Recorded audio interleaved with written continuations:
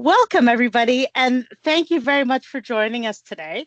I'm Dagmar Moreside from Schlafender Hase. We're a software company. We build TVT, which is a content verification tool used by consumer packaged good brands, so CPG, FMCG. Today, we're going to be talking about food and beverages to really help catch what the eye misses before your consumer packaging, your artwork goes to print.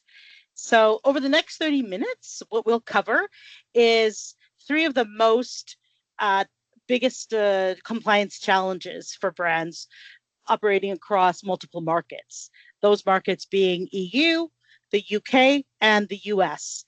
So we're going to talk a little bit with our two panel experts here about how the regulatory frameworks in terms of labeling, how those differ, and who's really responsible for what in these cross-functional teams. And so how can you also minimize your legal exposure, and looking at some of the quality claims when we think about greenwashing. So to introduce our panel, I have Tessa Anderson. She is the CEO and Regulatory Affairs Director at her company, Food Compliance Compass. So it specializes in regulatory consultancy, and they have many years of supporting food and beverage brands across different specified markets. Tessa, welcome, and thank you for joining us today. Thank you, Dagmar. Pleasure to be here. Thank you for having me as well. Brilliant. And we have Mike. Mike Baird is our product director here at Schlafender Hase. So he's the brains behind our roadmap, and really speaking to our customers and potentially all of you, and figuring out what it is that you need today, what it is you need in the next 5 years, and bringing that to life. So it's really about the intersection of the regulatory requirements and how to deal with workflow and utilizing TVT in your regular life. So Mike, great to have you. Thank you very much for joining us. Oh, thank you for having me. Yeah, correct. Thank you. The technical issue. Thank you for having me. Pleasure to be here. I'm looking forward to getting into it. Great. So as we get into it, so our discussion today, as I talked about, three major areas. We'll have questions for the panel, and then at the end, we will have 15 minutes of Q&A with the audience. So bring your questions. Any that we don't get to, we will absolutely be sending you a follow-up either by one-to-one email, but we will also doing a video roundup. So thanks again for your engagement, and really happy to have all of you joined us.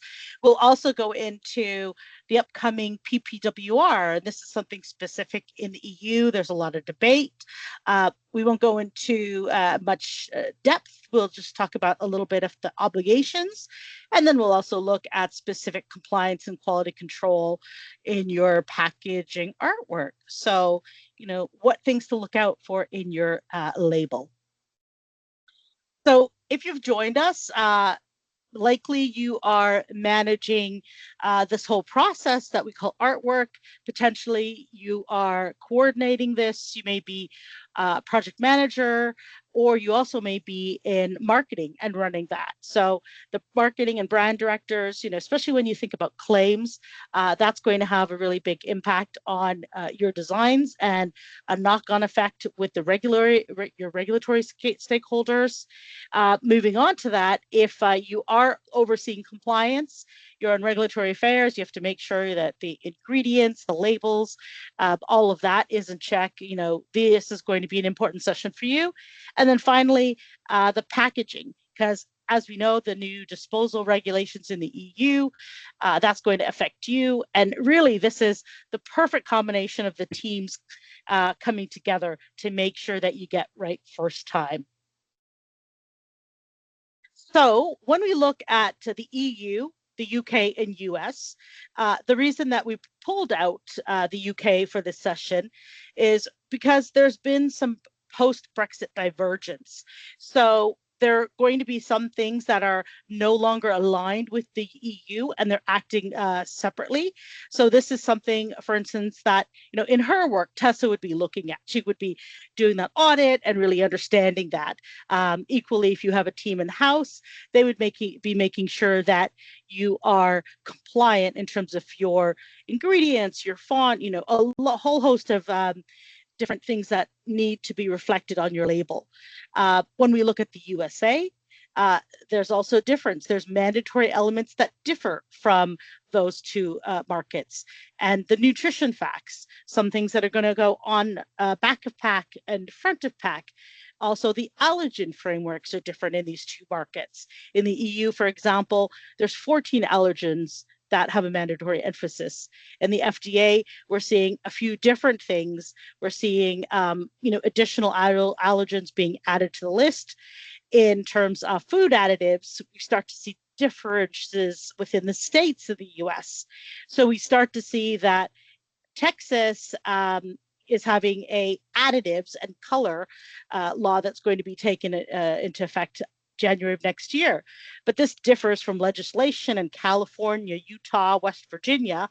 So there's a whole host of hoops that you need to really jump through. And the thing that we commonly see in our organization and when we work with clients, and I'm sure that Tessa would agree, is that, you know, there's so much complexity. It's not just about, let me do one product and then just launch it to the world. You really have to be very diligent in who and what markets you actually are going to be launching into. So when we start to look at the next thing in terms of the nutritional format, there's some structural incompatibility. So EU and the FDA, there have difference in terms of, you know, percentage of daily values versus grams or milliliters. And then finally, we're looking at the country of origin. So there's obligations that are different, pardon me.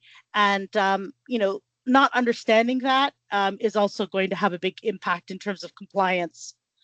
So as I mentioned, really keep updated, work very closely with your regulatory team, internal or external, and don't ever assume that your labels are always updated in terms of what is mandatory and that they're going to satisfy all the markets or the states, the regions that you want to launch into, because this is your biggest exposure risk, essentially. So I appreciate that was a lot of talking on my end, but I want to go over to our experts and ask them, you know, in terms of regulatory enforcement.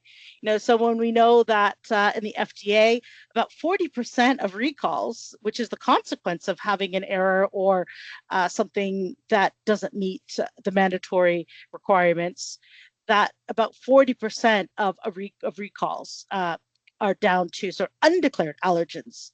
So you really need to make sure that is listed on there. So here, what you see is an example, and I've called out some of the areas that we want to, you know, really make sure are on point. So when we, you know, think about this, I want to ask, first I'll ask Tessa, you know, in terms of the biggest labeling gaps when you're producing artwork. And let's take into context these three regions that we've talked about, three markets.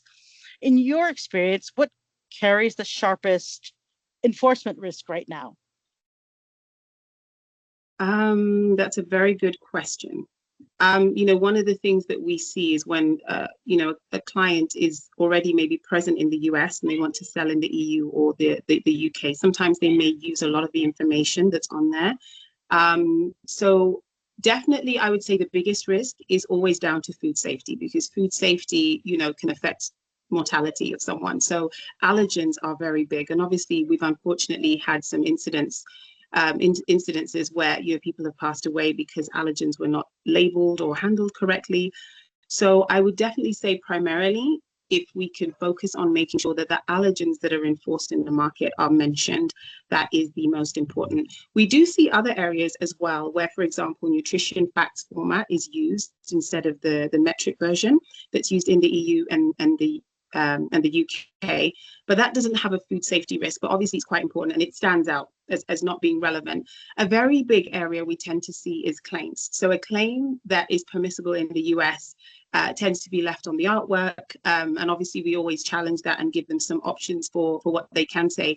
But I think they probably feel a bit limited because there's a lot more scope in terms of what you can say in the US compared to what you say in the EU and the UK, because there's an approved list on the EU register of claims that you can make about your product. Those are nutrition and health claims. So there's a nutrition element that you have to meet to be able to make a health benefit claim. Then we have what's called on-hold claims. That's on the botanicals register.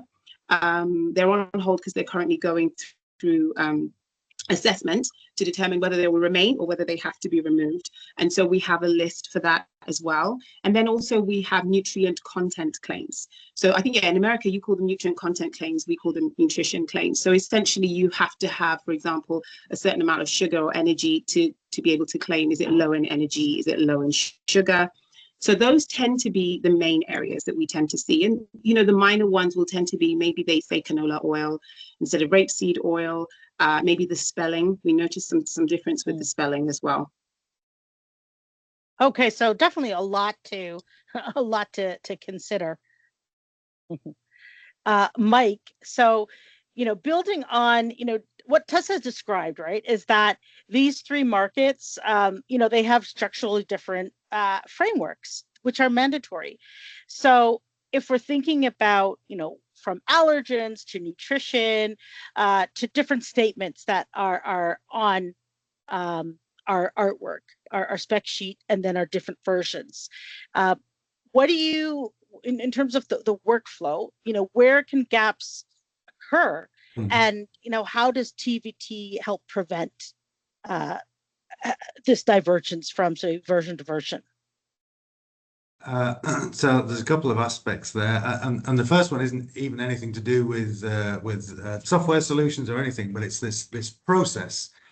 You know, there has to be a process in place, and this is not news to anybody, I guess, but you have a single source of truth, which is your reference document, and everything that needs to be on the pack needs to be on there, and there needs to be some instructions as to how that is going to be applied to the artwork. So that's the first thing, making sure that the reference document, the single source of truth is correct. Then making sure that from a workflow point of view, that everybody who needs to be involved in this is involved in this. It doesn't have to be overkill. It shouldn't be too many people, but the relevant stakeholders, so whether that's legal or R&D or marketing, whoever it is, depending on whether it's a claim or the nutritional information or whatever, they need to be a part of this process and this workflow to ensure that they can check their kind of appropriate parts, comparing what's on the approved single source of truth to what's on the artwork. And then, of course, then you come to the solution itself. So a tool like TVT, which can be used to discover, are the allergens on there? Are they correctly emphasized? And you mentioned that's a good point, because the EU regulation is a little vague about that. It's just like, yeah, they have to be there, and yes, they have to be emphasized in some way. It doesn't prescribe how they have to be emphasized. It could be bold, it could be italic, it could be, you know, a different color, whatever. But there are kind of unwritten rules about this kind of thing. But this is what you use this kind of a solution for, to identify whether they're there or not, and whether they're correctly emphasized in some kind of way. Then also to map against the nutrition information, what it says in the reference document is what it actually says on the pack. Check that the barcodes are correct and they link to the correct websites, etc., and they have all the requisite technical information in them to be scannable at the point of sale. So all very important things to check throughout the whole workflow. Yeah, no, that's a great point. And I thought this was a great visual. So for those in the audience that you know, haven't joined us for the other sessions in our series, you know, we've talked about workflow, we've talked about the cosmetic industry and regulatory landscape, so beauty and personal care. You know, now we're going a deep dive into food and beverage. But what really exists across everything as standard is, where things can go wrong. So those multiple versions, because what we're doing is we're really comparing, one document with another document, in terms of our brief, our spec sheet, and anytime we need to make an update or a change, and that can be anybody in the team. And it can be not just tech, but it could be maybe a claim that's on the front, or it might be something in terms of your branding guidelines. And so any little change like that could end you up end up with multiple versions that need to be checked. And then if one version doesn't get checked in the right sequence, maybe an earlier version gets pulled and that information ends up going to print, then that's when you get these deviations that get missed. And often this happens because a couple of things, it can be manual, or meaning like somebody is doing the second pair of eyes check, or it's something that's being managed over email and your shared drives. And so think about all of that. And so equally, if you're working with an artwork management system, these things can still happen. So what we want to do is ensure that you know who's going in, when you're going in. So having that audit trail is going to be very important to help understand when there was a breakdown, right? And so not having an audit trail does also do you disservice, because it makes you blind, and it doesn't allow you to improve afterwards. And so when we start looking at, what kind of organizations can this happen with, because when we look at mid-sized organizations and big FMCG, you assume or believe that in larger FMCG, it's quite complex. So, they're working on projects to really get their technology in place, their workflow in place. And that is true. But you're at different stages of digital maturity in big FMCG as well.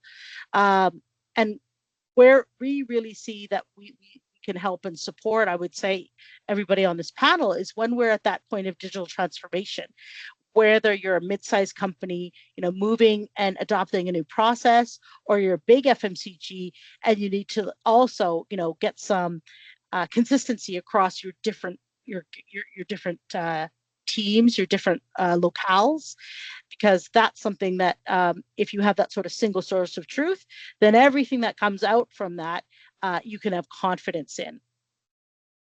So to the panel, I'd like to ask you, specifically when we look at this mid-size brand, they're operating now.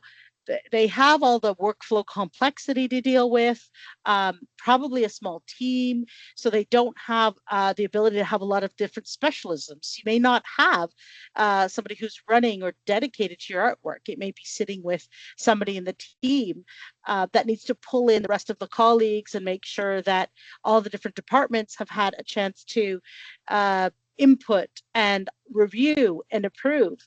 But what happens when you don't have this dedicated regulatory function in-house and you want to start moving into new markets? What is the minimal, so this is to Tessa, what is the minimal viable compliance infrastructure for a multi-market label sign-off? And this is from the perspective as if you were that consultant supporting that mid-market brand. What would you advise them to do? So just to clarify, so one label going to many markets, is that what you mean? Or just something coming into the EU or the UK market?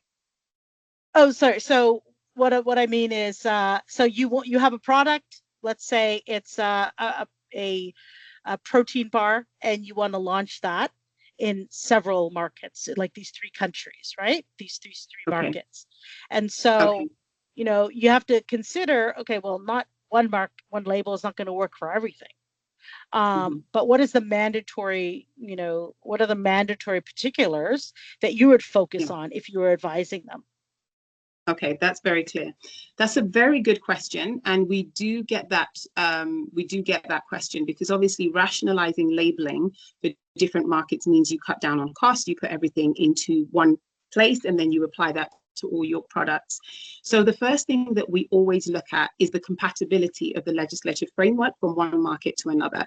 So we've got things like Codex, which determines the legislation which is applied to the world. You know, you've got different types of allergens that are mentioned, the things that are meant to be on an ingredient on the labeling. But when, for example, we look at the US and you look at the EU or the UK, the first thing that's really visibly different is the nutrition facts table. The formatting is different. You know, in each market, you have different reference intake values. Sometimes they're called recommended daily amounts. So each nation has done their own research on what amount of nutrients should be consumed for a healthy diet, because obviously their eating habits are different in one country to another. And so that is often one of the first things that we look at, especially for the US. The nutrition facts label is different. You know, if we were considering other markets, we would also look at, okay, can you make those claims? You know, are the reference intake values compatible? Sometimes they are, sometimes they differ. So it's not that you can just translate that information from one market to another. Another thing that's really important that we look at is the naming of a product.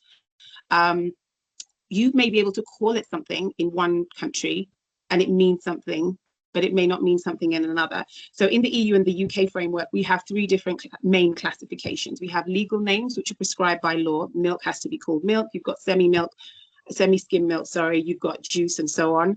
Then you have customary names like your spaghetti bolognese. You know, it has a meaning that people understand or have grown to understand over time. And then you have descriptive names, you know, where you describe the nature of the product. And then you've got fancy names, but then fancy names has to have a descriptive name along with it, you know, like your Twix bars or your Kit Kats, so that people know what it means. So the name in one country may be completely different to another. For example, in America, you have standardization. You know, standards of identity. Those standards of identity are very similar to what we have in the UK in terms of legal names. Okay, so you'll have a compositional framework that determines if you can call something a particular name. So it might meet the criteria in the US, but that criteria may be different in the EU or the UK. So naming is very important.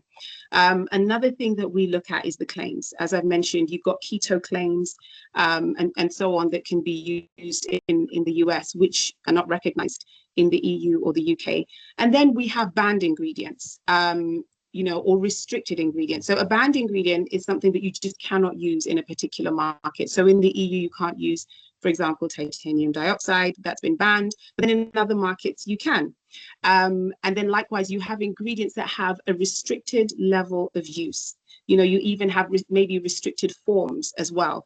And so those are the main things that we look at, because we try to make sure that the risk elements are minimized. And, you know, we look at what's the mandatory labeling in the UK or the EU, what's the mandatory labeling in the US, is it compatible? Where it's not compatible, then we always recommend a separate label.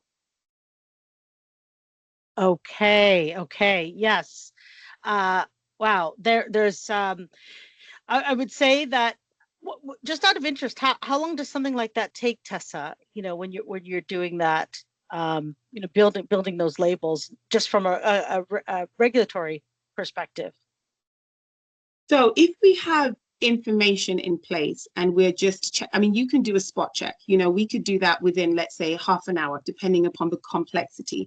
If it's, you know, when I say complexity, those are ingredients that have raw materials that cover a wide span of legislation. Okay, so if you're dealing with simple products that's no more than 5 ingredients, it could take about half an hour. But if it's something more complex, it could take up to an hour just looking at that information. But what I find really helps is the more that you do these checks, the more that you check with legislation, the more familiar you become with things that have recently been banned, or they have been banned for a period of time. So if you have to go obviously back to legislation and you're not familiar, then it's going to take some more time. Okay.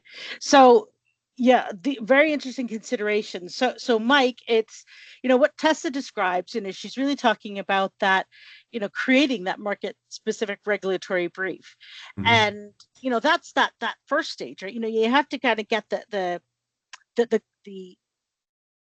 details correct. And then that needs to move over into that whole artwork process, right? And then we still need to get that reviewed, you know, if we have a change in version. So it means that there's a chain effect that happens. Mhm. So, from your perspective, that person who is reviewing the artwork, let's say that artwork file, and the one who's also looking at the regulatory.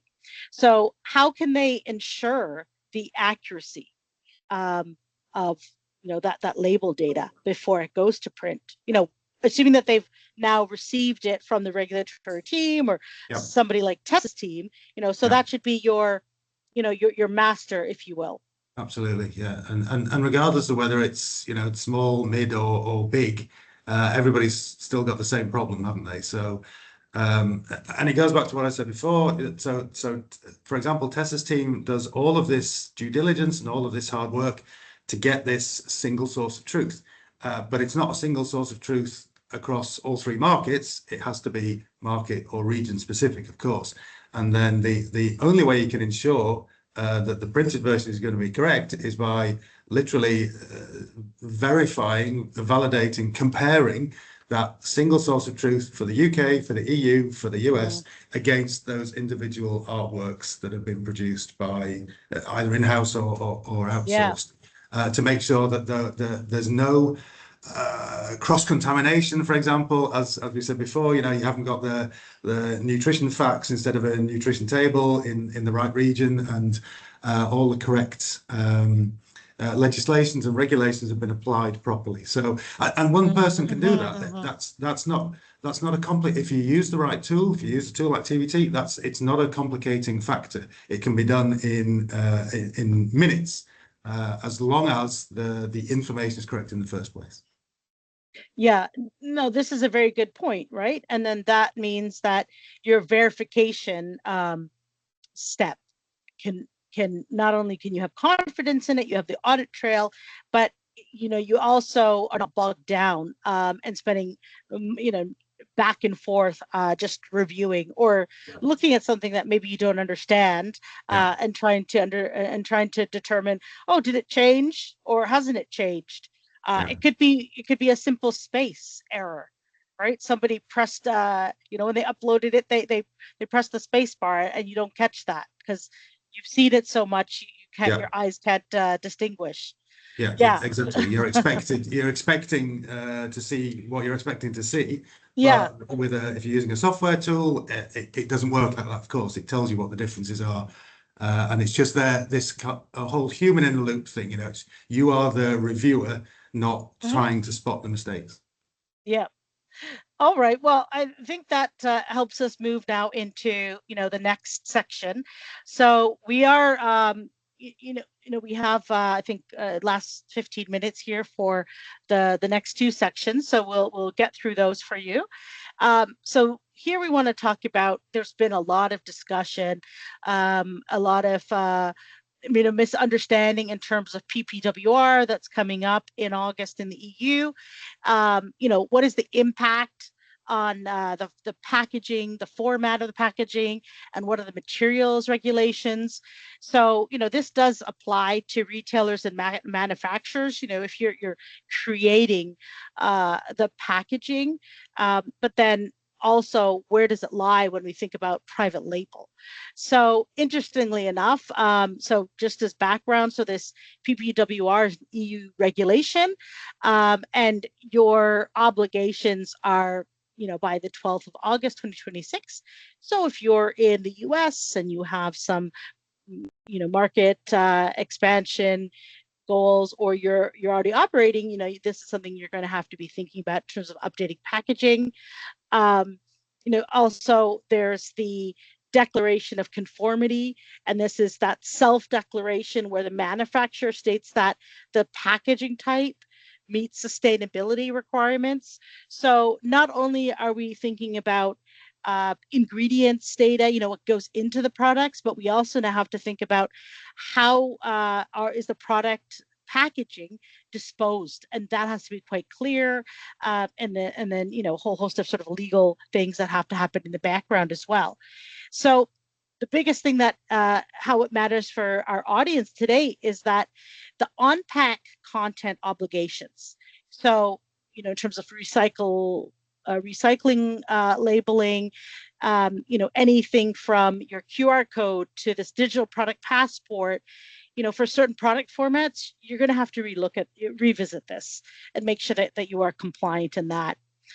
And then, something that we also know that is coming up in terms of, the GS1 in 2026. So another thing to think about on pack and what needs to be updated is we've had barcode traditionally in the past, that gives you all the sort of stock data, if there's promos in there, but now with QR powered technology, you can really expand that. It can be a conversation with the consumer to be able to understand the ingredient data that's in there, but and product origins, and if there's any discounts from the retailer. So we're starting to see in the UK, Tesco was the first supermarket to transition, and this actually just happened, I think a month ago, and on their own label sausage range, they've implemented on the front of pack. Now you have these QR codes that you can scan. And, this is an obligation that the retailers are going to have to, make sure that's there. And manufacturers obviously need to support this shift, right? Because they need to print it on their packaging. So when we start to look at private label examples, this is where a big debate has come up now.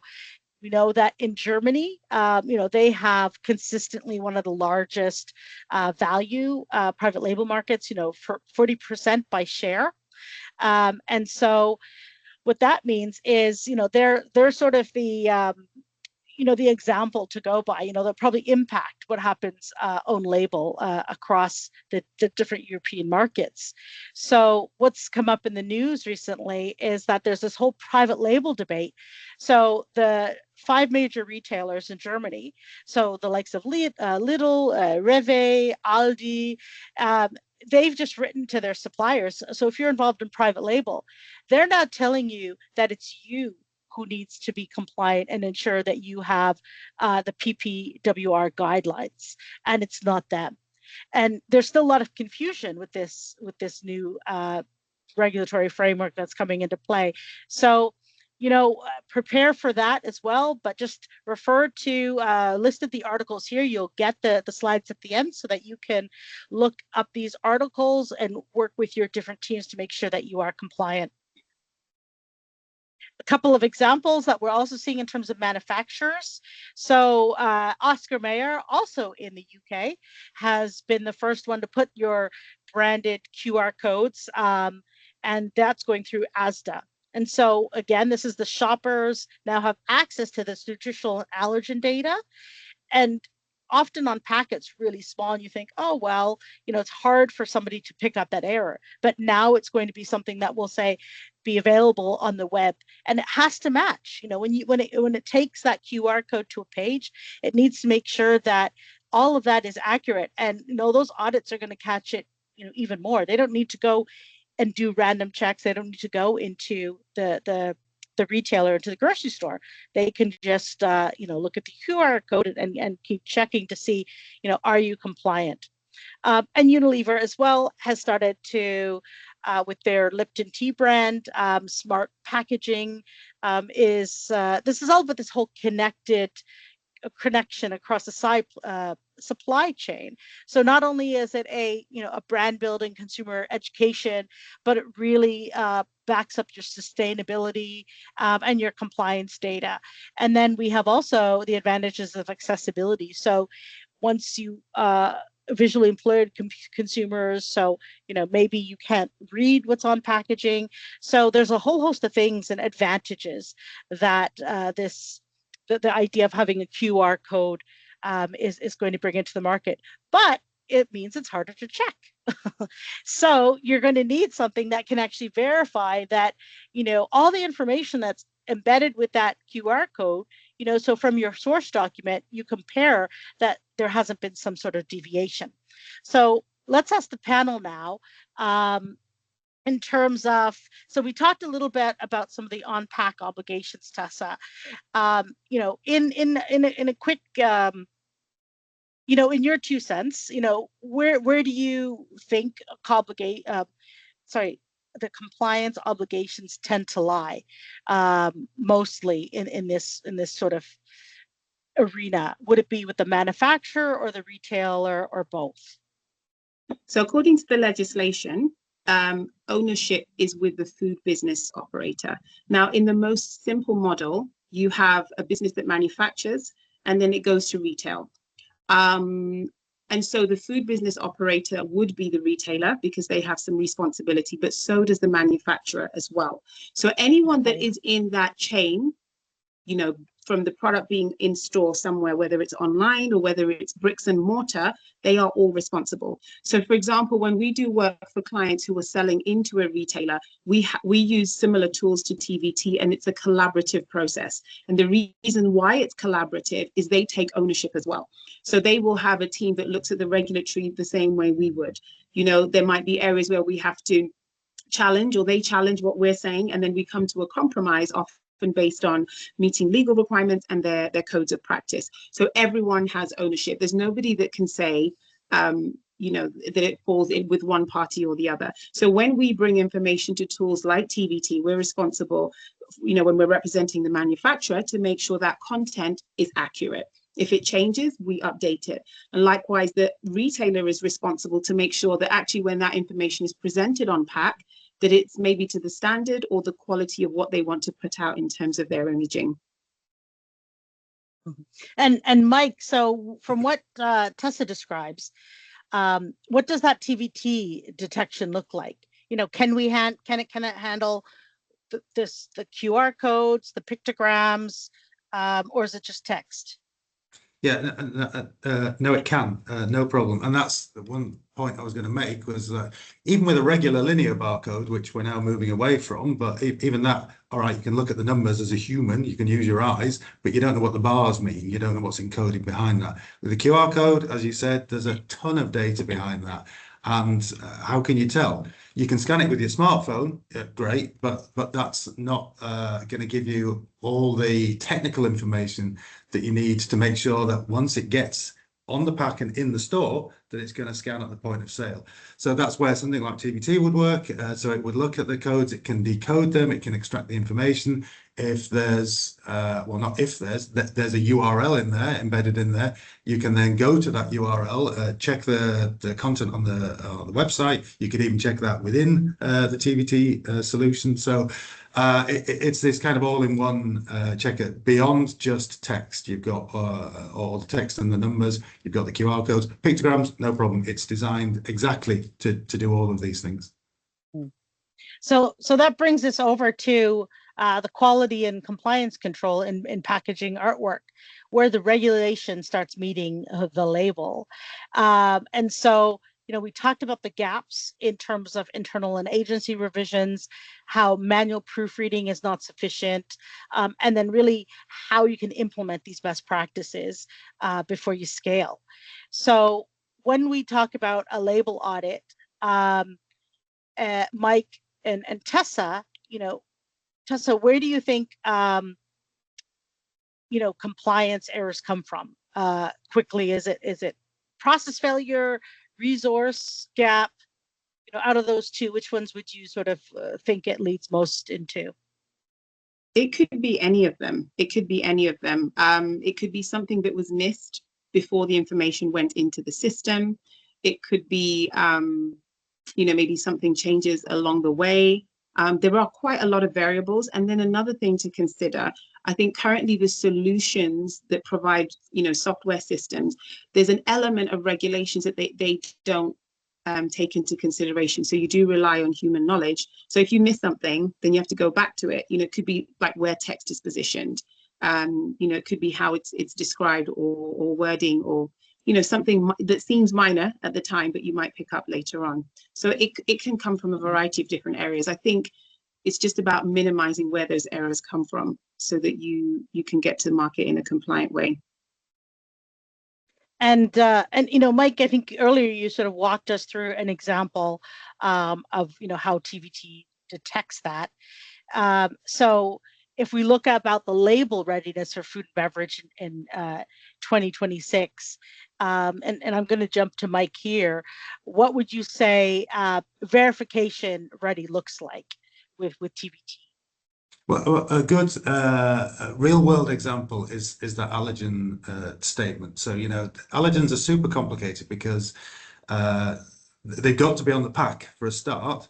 The regulations are different depending on what region you're in. So some allergens are not flagged as allergens in some regions, but they are in other regions. So very specific, you've got to be very careful there. You cannot miss them off. And also, for example, with the EU regulation, they have to be emphasized in some way. So, how do you manage that level of complexity? The only way you can do it successfully, really, is by using a tool that's designed exactly for that. So it understands what allergens it's looking for. It understands whether they're in the source document or not on the artwork, and then can flag that as a problem, of course. So you've not just got some kind of proofreading comparison thing, you've got this layer of verification, this layer of compliance validation in there that's really telling you here's something you need to look at. It's like this is wrong. There's a problem here, so you need to do something about that. So it's moving beyond just an automated proofreading tool, really moving into that quality assurance, as you say there on the slide. Yeah, so I think it's a good tool. So I mean, you really need to work with your regulatory team or your external partners. That could be an agency, that could be somebody like Tessa and her team, and then really do that verification, that quality control, because you spent all that time getting things compliant, and at the last hurdle, you don't want to end up with an error on pack. So in closing, we talked about how things can really diverge across the EU, the UK, and the US, and can catch anybody in the team by surprise. The private label trap, who is the actual producer. We had to go a little bit, jump over our greenwashing and what that enforcement is, but we will send this in the video update question and answer section. And so for that, we have, I think, time for about one question. And what I will do is ask the rest of you just to send across now in the chat any of your additional questions. What we will do is, after we send across the deck and the recording from today, we'll also provide any answers to any of the questions that you have asked us in the chat. So do apologize. We always have very great conversations, so they take us a little bit over time. So what I wanted to ask now is the last question here for Tessa. When you're working with clients, how do you balance the internal and external expectations? So that's a question from the audience in terms of, if they're going to work with you, how can they reduce this regulatory risk? That tends to be one of the major conversations we have, and it tends to be with branded products. Businesses that have branded products, like, let's say Nestle's own brand, as opposed to like a retailer that goes into Tesco, because they want to say what they want about their product to market it and position it correctly. So I would say the greatest risk is often around those claims. What can they say about their product? Are those claims legitimate? Another thing that we always look at is there anything about what they've written that misleads or confuses the consumer? Because again, that's a global principle that transcends all the different legislation. Is that statement accurate to the nature of the product? Sometimes we see product comparison. Do you have the data to back that up? I know we didn't go into greenwashing, but that is also a big area we see. If you're claiming that you're carbon neutral, are you claiming that your entire process is carbon neutral, or is it just the packaging? And so, with the legislation that comes in, you have to be really specific about which part of the life cycle you're referring to. You can't just assume, give the impression that it applies to the entire product. You've got to be really specific. So we tend to mitigate risk based on those things that we think are likely to cause the biggest issues. And then we always give them the safest version to go with. But, you know, there are times where they decide, okay, this is a little bit of a gray area. This is what we see in the market. We're willing to take that risk. But obviously that risk then now falls with them. But we're always very upfront about where the red lines are, because we don't want them to fall foul of the law or the authorities and then be in a position where they have to change their labeling and lose stock. Yeah. Yeah. Oh, wow. So this has been a fantastic discussion. I wish we had more time for your questions. But like I said, we will pick up on them, and we're very happy to have you join us. Follow us, and there's going to be another one coming in the series. We'll have some great panelists. We'll go deep into some of the regulatory discussions and some of the practical examples that are happening today and challenging all of us. So thanks again. Thank you very much, Tessa. Thank you very much, Mike.